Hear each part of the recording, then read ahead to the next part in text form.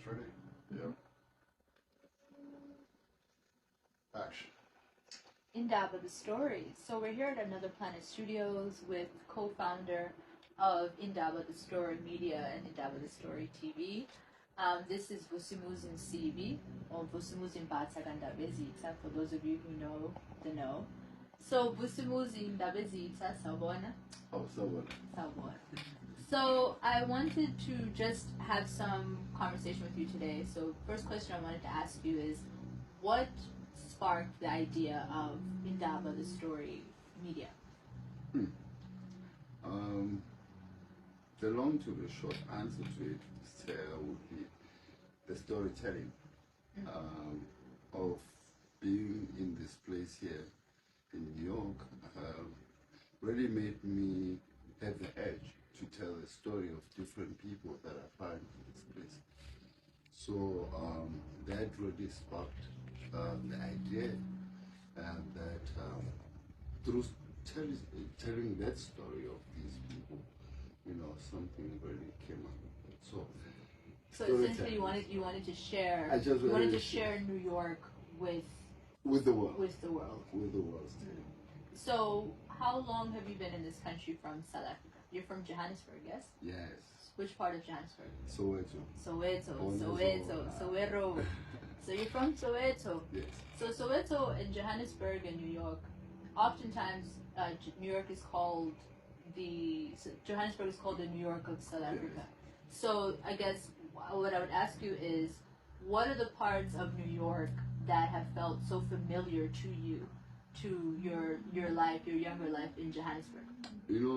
Coming to this interview here today, I had to actually rewind my mind and think about my days at SABC, surround Auckland Park. Now, this is Johannesburg. SABC, for those of you who don't know, is the South African Broadcasting Channel. Yes. So they're the top #1 channel in South Africa. So around this here, there's a place that looks exactly like Brooklyn, So that was a departing point for me, It's like it's a mini Brooklyn. So it's like the influence is what really got me to be even more interested in really saying, I want to tell the story of these people that I'm finding here, that I've seen them like in my country, of their influence, So there was that. Then I'll say Harlem. Say I got an opportunity to work this political campaign. Now going around Harlem and going around people who are canvassing, and Harlem reminded me of Soweto, actually. The people of Harlem.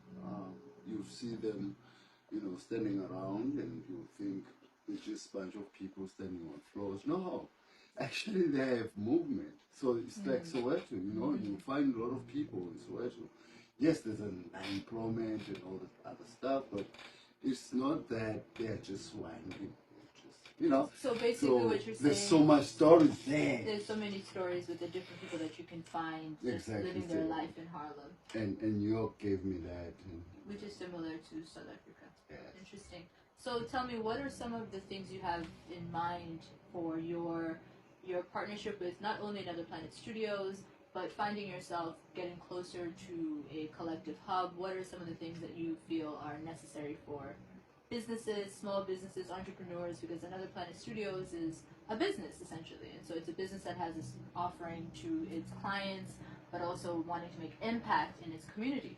So it has that social entrepreneur aspect to it. So as a social entrepreneur yourself, I would ask you, what are some of the things you're envisioning and hopefully wanting to see bloom out of this collaboration and the work that you're doing?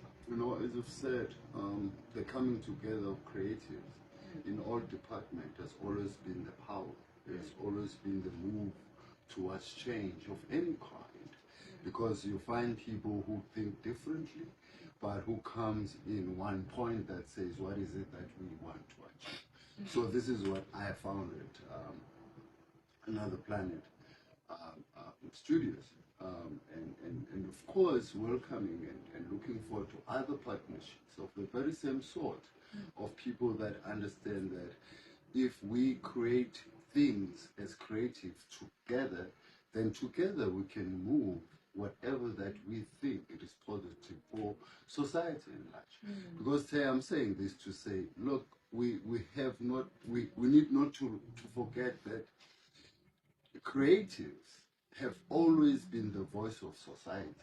So if you want to know how the society feels about any situation that happening at the time, you're going to find it from creatives, because they're going to come in and tell you that, hey, so and so in downtown is, Yes. so you're going to hear it in songs, you're going to hear it in poems. So this is why it's important that these partnerships, as you're speaking about, that Indaba Media has found themselves with, talks to that. So I think that's great, because oftentimes creatives are exploited by business people. Yes. So to find forging a new way forward where business people are truly allies with creatives, I think is a powerful movement. No, thank you for sitting with us today and coming from behind the camera, coming from out of the engine and sitting and sharing a bit of your story as a South African entrepreneur here in New York. This is Yolisa with Indaba the Story, and that's the story Yon Indaba. Come up. That was excellent.